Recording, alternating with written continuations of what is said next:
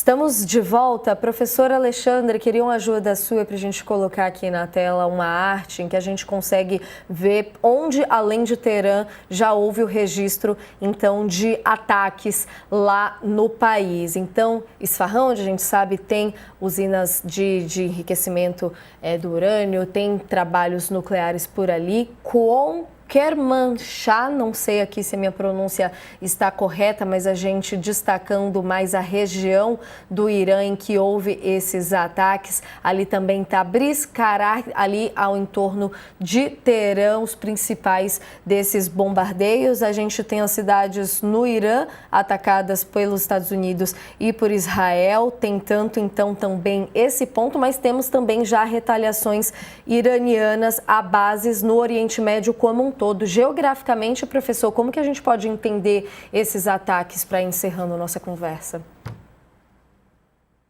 Bom, de novo, os Estados Unidos vêm com a declaração de que o Irã está para produzir armas nucleares, né? E aí entra em confronto o discurso de Trump e do seu ministro da guerra, do seu secretário da guerra na época, após a Guerra dos 12 Dias, e é aquele verbo que a gente lembra com muita clareza e que Trump fala que tinha obliterado as usinas nucleares e a capacidade nuclear do Irã.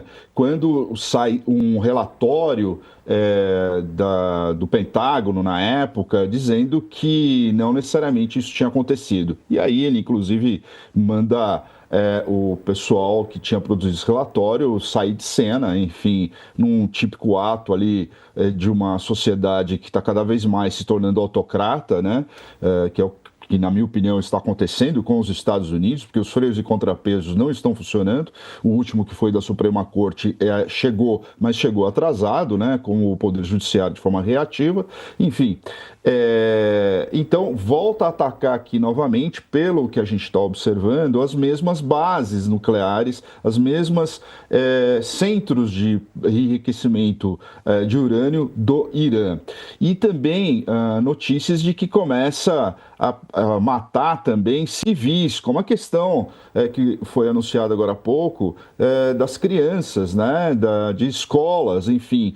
Na medida em que civis iranianos começam a ser atacados, começam a morrer, aquilo que eu tinha comentado da fragmentação da opinião pública iraniana, você começa a ter um apoio maior, obviamente, ao regime, né? Porque não tem coisa pior do que a questão de se matar civis de forma aleatória ali no Irã, né? Então, quando a gente olha para isso, a questão interna no Irã vai ficando cada vez mais complexa. Quando a gente olha para os ataques iranianos, quando atacando Israel, atacando países do Golfo, é aquilo que eu mencionei.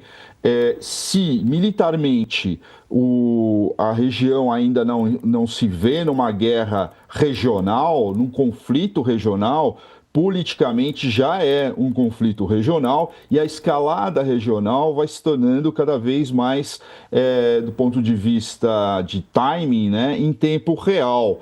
Então, isso me preocupa bastante, porque, inclusive, o tempo de resposta iraniano está muito mais rápido, né, do que foi na Guerra dos 12 Dias.